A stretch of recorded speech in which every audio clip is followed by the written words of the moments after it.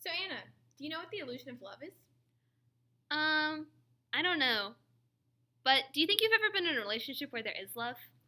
I think so, but I don't know if there's tenderness in the relationship.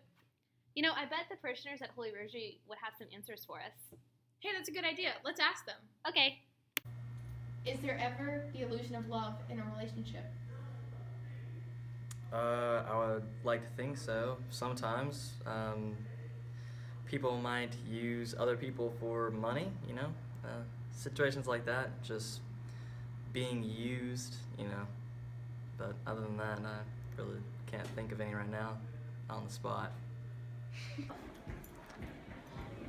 Yes, I think there is an illusion of love because sometimes when two people are in a relationship, they might want there to be love and they might try to force love, but it might not actually be love.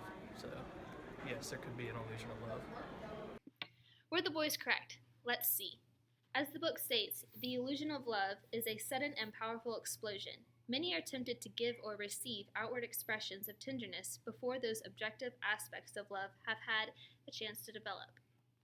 For example, when teenagers in a relationship go too far too soon when they're not ready because they think that they're in deep love. How do you know if there's love in a relationship?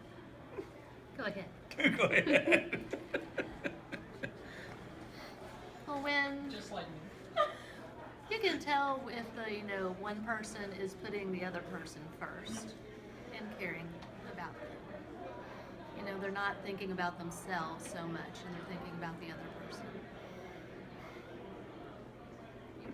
You have anything to add? You just know. You get the feeling. There you go. That's awesome. So how can we prevent premature tenderness in relationships? Well, you don't ever want to act too fast, because acting too fast, you don't get to know the other person, and when you're in a relationship, it's so crucial to get to know the other person, to develop feelings for them, because if you want to make sure that they have the same morals that you have, because without those morals, there is no relationship. Y'all need to be on the same grounds and want to have the same ideals. Right, just like the Slavics said. They waited, they did a great job about avoiding premature tenderness, and they're still married several long years later. And aren't they goals? What do you think tenderness means?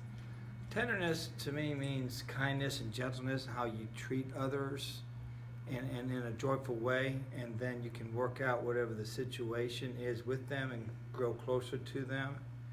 And it seems like we have self-control too when we have a kind, tender heart, as Jesus had a tender heart when he died on the cross for us. To sum up what the boys said, the illusion of love is when you are in a relationship and you think you're mature and ready and have the responsibility, but you're only in the relationship for emotional and physical pleasure, and you don't realize how much work it takes to be in a relationship, and that's how you end up thinking you're in love when you're really not.